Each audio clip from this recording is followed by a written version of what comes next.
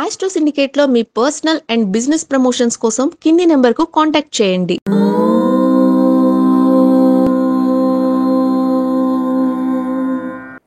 ఓం శ్రీ గురుభ్యో నమః. హరి ఓం. దుర్గే స్మృతా హరసి భీతిమశేషజంతోః స్వస్తై స్మృతా మతిమతీవ శుభాన్ దదాసి దారిద్ర్య దుఃఖ భయహారిణి కాత్వదన్య సర్వోపకారకరణాయ సదార్ద్రచిత్త. అందరికీ నమస్కారం. 2025 మే మాసంలోకి వచ్చేసాం. కాలము వేగంగా పరిగెడుతోంది, చాలా వేగంగా పరిగెడుతోంది. ఎవరు ఎంత సాధించాము, ఎంత ధర్మంగా మనము ప్రయోజనాన్ని పొందుకున్నాము అనే విషయాన్ని మనం ఒకసారి అవలోకనం చేసుకోవాలి. సరే, వేదాంత ఉపన్యాసం కన్నా ముందుగా ఒక చిన్న విజ్ఞప్తి. రోజువారీ ఫలితాలు, వార ఫలితాలు, మాస ఫలితాలు ఇవన్నీ కూడా గోచారంతో సమ్మిళితమై ఉంటాయి. ఈ మాసంలో ఈ చతుర్గ్రహ కూటమి త్రిగ్రహ కూటమిగా మారిపోతోంది. ఒక్కొక్కసారి రాహువు శుభకారకుడు అవుతున్నాడు, శుక్రుడు అత్యంత శుభకారకుడు అవుతున్నాడు, అలాగే గురుడి యొక్క ప్రభావం కూడా మారబోతోంది. కాబట్టి ఈ రకమైనటువంటి విషయాల్ని గోచారంలో గ్రహాల యొక్క స్థాన మార్పును బట్టి మనం చెప్పేటువంటి విషయాలు కొన్ని ఉంటాయి. జన్మజాతకంలోని మీకు 100కి 100 పాళ్ళు శుభ ప్రయోజనాలు పొందుకునే అవకాశం ఉంటుంది. ఈ విషయాన్ని గుర్తుపెట్టుకోండి. అలాగే మనం ప్రతి మాసం ఒక మంచి మాట చెప్పుకుంటున్నాం. ఆ విషయాన్ని ఈ మాసంలో మనము ఒక చిన్న మంచి మాట, వృక్షో రక్షతి రక్షితః. దయచేసి మనందరం కూడా ఈ మాసంలో ఖచ్చితంగా మనము ఇంకుడు గుంతలు ప్రతి ఇంటిలో కూడా, ఈ గృహ సముదాయాలు అంటే అపార్ట్మెంట్లో ఉన్నటువంటి వ్యక్తులు కానీ 10 ఫీట్ల లోతు ఉన్నటువంటి గుంతని, ఇంకుడు గుంతని ఏర్పాటు చేసుకోండి. తప్పకుండా దానివల్ల మంచి ప్రయోజనం ఉంటుంది. నీటి కటకట నుంచి బయటపడే అవకాశం ఉంటుంది అన్న విషయాన్ని గుర్తుంచుకోండి. రైతులు కూడా మీ యొక్క పొలాల దగ్గర ఏదన్నా ఇంకుడు గుంత లేదా బావి లాంటివి తవ్వుకునే ప్రయత్నం చేయండి. బోర్లు వేసి భూమి తల్లి యొక్క గొంతుని కోసే ప్రయత్నం చేయకండి. ఆ భూమి తల్లి శరీరాన్ని గుంతలమయంగా చేస్తున్నాం మనం. కాబట్టి అలా కాకుండా ఒక దగ్గర ఇంకుడు గుంత తవ్వుకుంటే, ఒక బావి తవ్వుకుంటే దానివల్ల మంచి నీటి ప్రయోజనం ఉంటుంది. ఈ విషయాన్ని గమనించండి. తద్వారా మనకి రాబోయేటువంటి వర్షకాలంలో మంచి వర్షాలే ఉన్నాయి. ఆ విషయాన్ని గుర్తించండి. రెండవది, నేను ఏప్రిల్ మాసంలో ఫస్ట్ వీక్లో ఒక వార్త చూశాను. ఈసారి సాధారణ వర్షపాతాలు ఉండే అవకాశం ఉందని చెప్పేసి వాతావరణ శాఖ వాళ్ళు ఏప్రిల్ ఫస్ట్ వీక్లో ఒక మెసేజ్, వార్త ఈనాడు పత్రికలో వచ్చింది. ఇక మొన్న దాదాపుగా మనకి 16వ తేదీ, ఏప్రిల్ 16వ తేదీ అనుకుంటా, నేను 15వ తేదీ సంథింగ్ ఆ టైంలో మనకి పేపర్లో ఈసారి ఋతుపవనాలు బ్రహ్మాండంగా ఉన్నాయి, అధిక వర్షపాతం పడే అవకాశం ఉంది, మళ్ళీ ఒక స్టేట్మెంట్ వచ్చింది. అదే ఈనాడు పేపర్లో. కావాలంటే మీకు నేను ప్రూఫ్ ద్వారా చూపిస్తాను. వాటిని విత్ ప్రూఫ్ నేను మీకు చూపించే ప్రయత్నం చేయగలుగుతాను. ఈ విషయాన్ని మీరు గమనించుకోండి. మరి వాతావరణ శాఖ వాళ్ళు ఇచ్చేటువంటి వివరాలని, మన జ్యోతిష పండితులు చెప్పే వివరాలని అన్నిటిని కూడా ఒకసారి జాగ్రత్తగా గమనించండి. ఏదేమైనా ఈ జూన్ మాసంలో పడేటువంటి వర్షాలు ఎక్కువగానే ఉన్నాయి, అధిక వర్షపాతమే ఉంది. ఆ విషయాన్ని పంచాంగ శ్రవణను కూడా మేము చెప్పి ఉన్నాం. ఆ విషయాన్ని గమనించే ప్రయత్నం చేయండి. ఇక రెండవది, వారం వారం నేను షేర్ మార్కెట్ గురించి చెప్తూ ఉంటాను. నాకు షేర్ మార్కెట్ లోపలికి వెళ్ళాల్సిన అవసరం లేదు, ఎందుకంటే నేను షేర్లు కొనను. కానీ షేర్ మార్కెట్ యొక్క వాతావరణాన్ని చూసి, అంటే ఆర్థిక పరిస్థితిని గమనించి, ఏ షేర్స్ లాభాలు పొందుకుంటున్నాయి, అంటే సెన్సెక్స్ ఎన్ని వేల పాయింట్లు ఉంటుంది, అలాగే నిఫ్టీ ఎన్ని వేల పాయింట్ల వరకు చేరుకుంటుంది అన్న విషయాన్ని ఆ రోజులలో 5 రోజులు ఉన్నటువంటి గ్రహ గమనాల్ని బట్టి చెప్పే ప్రయత్నం చేస్తాను. నేను షేర్స్ ఏం కొనను, నాకు అసలు అవసరం లేదు. మా అమ్మాయి చేస్తూ ఉంటుంది, తను ఫ్యూచర్లో వ్యాపారవేత్తగా ఎదగడానికి తను ఎప్పటి నుంచి చేస్తుంది. అదేమి రోజువారీగా ట్రేడింగ్ చేయదు, గమనిస్తుంది, షేర్ మార్కెట్ గమనిస్తుంటుంది. నేను చేయొద్దని చెప్పాను, జాగ్రత్త పడమని చెప్తాను. కాబట్టి ఇవన్నీ కూడా మనం తెలుసుకునేటువంటి ప్రయత్నం చేస్తే మంచిది. అనవసరంగా కామెంట్ చేసి అది 25,000 పాయింట్లు వస్తుందో 26,000 పాయింట్లు వస్తుందో, ఆ రోజు గురుబలం బాగా ఉంటే ఒకలాగా, శుక్రుడి బలం ఉంటే ఒకలాగా, ఆ యొక్క నిఫ్టీలో 26,000 పాయింట్ల 29,000 పాయింట్ల చెప్పే ప్రయత్నం చేస్తాను.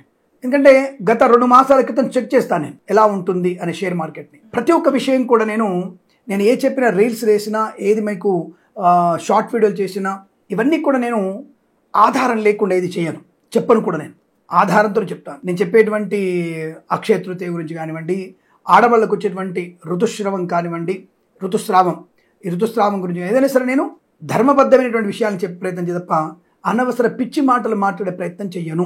ఈ విషయాన్ని గమనించుకొని తప్పకుండా మన ఆస్ట్రో సిండికేట్ ఛానల్ని మరొక 1000 మంది చేత మీరు సబ్స్క్రైబ్ చేయిస్తారని మనస్ఫూర్తిగా కోరుకుంటూ, ఒక ఆయన బాగా చెప్పాడండి, మంచిదే, మీకు మంచి కలగాలని కోరుకుంటాను. నేను బాగా చెప్పలేదు, సూచనగా తీసుకొని జాగ్రత్త పడి మంచి ఫలితాలు పొందుకునే ప్రయత్నం చేయండి అన్న విషయాన్ని గమనించండి. పిచ్చి కామెంట్స్కి నా దగ్గర నుంచి పిచ్చి సమాధానమే వస్తుంది. ఇది మర్చిపోవద్దు. నేను టిట్ ఫర్ టాట్. ఎవరికైనా అపాయింట్మెంట్కి ఇంత డబ్బు తీసుకుంటాము నేను మొహమాట లేకుండా చెప్తాను. కానీ ప్రచారం చేసుకునే అవకాశం నాకు లేదు. మీకు పర్సనల్ అపాయింట్మెంట్ ఉందా, నా ఆఫీస్ వాళ్ళకి ఫోన్ చేస్తే మీకు ఎంత రుసుమవుతుందో చెప్తారు. మీరు చాలా కాస్ట్లీ అని చెప్పేసి, మీరు అమెరికాలో ఉన్నప్పుడు ఒక రేటు, ఇండియాలో ఒక రేటు ఉంటుందని చెప్పేసి అడిగే వాళ్ళు కూడా ఉంటారు. ఇప్పుడు ఒక దేవస్థానానికి టికెట్ కొంటున్నప్పుడు ఇంటర్నేషనల్ ఉన్నటువంటి వారికి దర్శనం టికెట్, అభిషేకం టికెట్ వేరే ఉంటుంది. అక్కడ ప్రశ్నించరే. కానీ జ్యోతిష్కుడుగా మేము అడుగుతున్నటువంటి దానికి మాత్రం ప్రశ్నిస్తుంటారు. నేనేమి 2000, 3000 తీసుకునేటువంటి వ్యక్తిని కాదండి. ఆ విషయం గుర్తుపెట్టుకోండి. అంటే మీ అందరికీ అందుబాటు ఉన్నటువంటి జ్యోతిష్కుడు నేను. తప్పుగా అనుకోవద్దు. ఏదేమైనా ఈ యొక్క మే మాసంలో ఉన్నటువంటి గోచార ఫలితాలని నిశ్చితంగా పరిశీలించి మంచి మంచి శుభయోగాలు పొందాలని కోరుకుంటూ సర్వేజన సుఖినో భవంతు. ఇక మనం మే నెలలో మేషరాశి వారికి ఉన్నటువంటి ఫలితాలు ఏమిటి? నేను ఈ యొక్క 30 రోజుల్ని 31 రోజుల్ని 4 భాగాలుగా చేసుకుంటాను. అలా నేను 4 వారాలుగా విభజించుకున్నప్పుడు మేషరాశి వారికి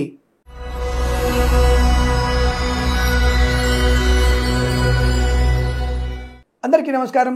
మే 2025 తులారాశి వారికి ఉన్న ఫలితాలు ఏమిటి? చాలా మంది అంటుంటారు, ఏమండి తులారాశి చూడాలంటే భయం వేస్తుంది, పలానా ఆయన బాగుందన్నాడు మీరేం బాలేదంటారు, షేర్ మార్కెట్ గురించి అసలు నీకేం తెలియదు, నువ్వేం చెప్తున్నావు అర్థం కాదు. నేను షేర్ మార్కెట్ గురించి ఏం చెప్తున్నా, నేను లోపలికి వెళ్ళి చెప్తున్నాను మీకు లేదండి. షేర్ మార్కెట్ లో కూడా ఆ యొక్క నామాన్ని బట్టి టాటా అనేటువంటి పేరు మఖా నక్షత్రం అవుతుంది, పుబ్బా నక్షత్రం అవుతుంది, లేదా కన్యా రాశి అవుతుంది, సింహరాశి అవుతుంది, మహేంద్ర సింహరాశి అవుతుంది, అయితే ఇంకొకటి అలా చూసుకుంటూ ఆ రాశికి ఆ రోజుకి ఈ రాశి వాళ్ళకి కలిపి ఈ షేర్స్ కొనొచ్చు కొనకూడదని చెప్తాను. దాన్ని అనుభవించండి. నీకు షేర్ మార్కెట్ ఏం తెలుసు? నేను షేర్ మార్కెట్ నిష్ణాతునైతే నేను మీకు ఎందుకు చెప్పాల్సిన అవసరం వస్తుంది? ఇంకా ఈజీగా చెప్పగలుగుతాను. నేను క్లాస్లో పెట్టగలుగుతా. 99 రూపీస్ మీరు నా క్లాస్ వినండి.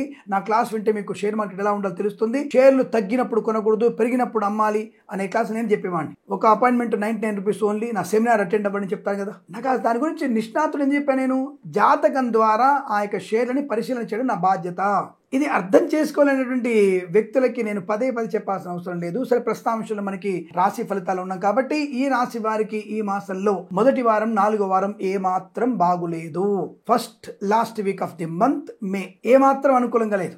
కాబట్టి మీరు జాగ్రత్తగా ఉండండి. విద్యా ఉద్యోగ వ్యాపారంలో కష్ట నష్టాలు ఎక్కువగా ఉన్నాయి. బాబోయ్ వీడిది వినాలంటే భయం ఇస్తుందిరా బాబోయ్. 2వ వారంలో అదృష్టం అద్భుతంగా మిమ్మల్ని అంటి పెట్టుకునే అవకాశం. 3వ వారంలో పర్వాలేదు, యావరేజ్ ఫలితాలు ఉన్నాయి, పర్వాలేదు. మరి 2వ వారంలో వచ్చేటువంటి ధన కనక వస్తు వాహన విద్యా ఉద్యోగ వ్యాపారాదుల్లో అద్భుతమైన లాభాలు, సోదర మైత్రి, కుటుంబ సఖ్యత, ఆనంద యోగం, సత్సంతాన ప్రాప్తి, వివాహ యోగం, పెద్దల అంగీకారంతో వివాహ యోగం, అనుకూల దాంపత్య జీవనం, బంధుమిత్రులతో సమాగమం, కొత్త వస్తువులు కొనుగోలు చేయడం, share market speculation, communities, crypto currency, bitcoins, lottery జూదంలో ధన ప్రాప్తి పొందుకోవడం, సువర్ణ వజ్రాభరణ ప్రాప్తి, కృత్రిమ సంతాన ప్రయత్నం చేయవచ్చును. 3వ వారంలో కూడా యావరేజ్ ఫలితాలు పర్వాలేదు, మంచి ప్రయోజనాలు పొందు. కాస్త భగవద్గీత పాలన చేసుకుంటూ ఇష్టదైవ ప్రార్థన చేసుకొని జాగ్రత్తలు పాటిస్తూ తల్లిదండ్రులకు నమస్కారం చేసుకుంటూ తల్లిదండ్రుల మాట చెప్పినట్టు వింటే అది కూడా ప్రయోజనమే. మరి 1వ వారం 4వ వారంలో అమ్మ నాన్న అంటే ఏమిటి? అయితే అమ్మ నాన్న అయితే మీ హద్దుల్లో మీరు ఉండండి. మీరు పాతకాలం చింతకాయ పచ్చడి, మేము కొత్త కాలం ఆవకాయ పచ్చడి, న్యూ ఆవకాయ, మేము ఒరే న్యూ ఆవకాయ, న్యూ బిర్యానీ, న్యూ దమ్ బిర్యానీ, ఏదైనా సరే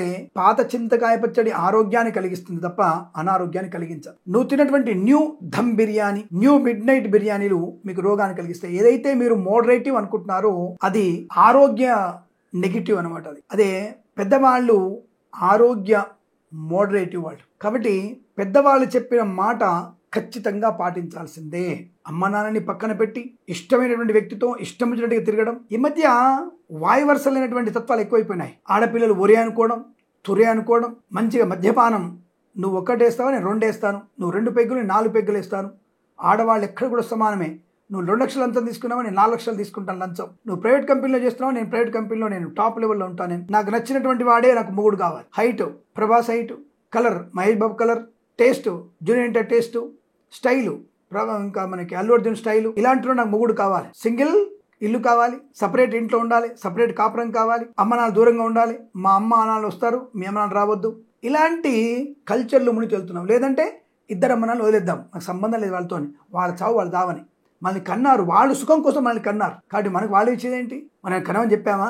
ఇలాంటి డైలాగులు సినిమాలు ఎక్కువైపోయినాయి. సినిమా ప్రభావం కూడా ఎక్కువైపోయింది. ఇటువంటి దుర్మార్గపు చర్యల వల్ల మీరు రేపు తల్లిదండ్రులు అవుతారు కదా, మీ కడుపుకో తప్పుడు తెలుస్తుంది మీకు. ఈ తల్లిదండ్రులకు మానసిక వేదన అనేటువంటి శాపం మీకు తగిలి మీ పిల్లల్ని ఎవరైతే తల్లిదండ్రుల్ని అనాథలుగా తప్పుడు మార్గాల్లో పెట్టి వాళ్ళని పక్కకు జరిపేస్తున్నారో, వాళ్ళు వదిలిపెడుతున్నారో అటువంటి వాళ్ళకి మళ్ళీ శాపం తగులుతుంది. ఎవరైతే తల్లిదండ్రుల్ని సేవిస్తున్నారో వాళ్ళ పిల్లల చేత వీళ్ళు సేవించబడతారు. తప్పకుండా కర్మ అంటారు కదా, కర్మ మళ్ళీ తగులుంటారు కదా, అది ఖచ్చితంగా జరుగుతుంది. తల్లిదండ్రుల్ని చూసుకోండి, తల్లిదండ్రులతో ఉండండి, వారితో ఆనందంగా ఉండండి. వాళ్ళతో ఆస్తి పంపకాల్లో కానీ కోర్టు వాదాల్లో కానీ తల్లిదండ్రుల మాట వినండి. తప్పకుండా అనుకూలంగా ఉంటుంది, వస్తువాహన సౌలభ్యం ఉంటుంది. తప్పకుండా వెనుకున్నటువంటి ఆర్థిక ప్రయోజనాలు ఖచ్చితంగా పొందుకునే అవకాశాలు ఉంటాయి. ఈ రాశి వారికి 2వ వారంలోనే అదుగైనటువంటి శుభయోగాలు ఎక్కువగా ఉన్నాయి. విద్య, ఉద్యోగ, వ్యాపారంలో కానీ ఫార్మా, సిమెంట్, ఐరన్, ఇటుకలు, ఇసుక, రాగి, ఇత్తడి, మైనింగ్ వ్యాపారం, కన్స్ట్రక్షన్, రియల్ ఎస్టేట్, మద్యపానం, హోటల్, ఇంటీరియర్, ఎక్స్టీరియర్ ఫర్నిచర్, గాజు పరిశ్రమ, సోషల్ మీడియా, శాటిలైట్, జర్నలిస్టుల వారికి, సీనియర్ సిటిజన్ కి, మహిళలకు అద్భుతమైనటువంటి శుభయోగాలు. ఈ వారంలో 2వ వారంలో మీరు ఇల్లు కొనాలనుకున్నా, శుభవార్త వినాలనుకున్నా ఈ వారమే సాధ్యమవుతుంది. 3వ వారంలో కూడా పర్వాలేదు, రిజిస్ట్రేషన్లు చేసుకోవచ్చు, పొలం కొనుగోలు చేయవచ్చును, ఆత్మీయుల కలయిక, సత్సంతాన ప్రాప్తి పొందుకోవడం, ధనయోగాన్ని ఇక ఆటోమొబైల్, ఎలక్ట్రికల్, ఎలక్ట్రానిక్స్ వ్యాపారంలో కానీ డ్రైవర్లకి, పెయింటర్లకి, ఎలక్ట్రీషియన్స్ కి లాభాలు. వేద పండితులు, పురోహితులు, బ్రాహ్మణత్వములు, కులవృత్తుల వారికి, జ్యోతిష పండితులకి, వైద్యులకి, వైద్య బృందాల వారికి, న్యాయవాదులకి, ఎల్ఐసి, మెడికల్, గృహ నిర్మాణకి లాభవంతంగా ఉంటుంది. ఏదేమైనా 1-4 వారాల్లో జాగ్రత్తగా ఉంటూ 2వ వారంలో అద్భుతమైనటువంటి వృత్తి, ఉద్యోగ, వ్యాపారాదుల్లో, సినిమా ప్రపంచంలో లాభాలు పొందుకుంటూ, ఆత్మీయులతో అనుకూలత పొందుకుంటూ, 3వ వారంలో చాలా జాగ్రత్తగా, అంటే సామాన్య ఫలితాలనే కాబట్టి ఏదేమైనా మీకు ఈ మాసంలో జాగ్రత్తగా ఉండమని చెప్పేటువంటి సలహానే ఉంది. జన్మజాతకాన్ని చూయించుకుంటూ ఆనందమయ శుభజీవనాన్ని, అష్టైశ్వర్య ప్రాప్తి పొందాలని కోరుకుంటూ సర్వే జనా సుఖినో భవంతు. నమస్కారం.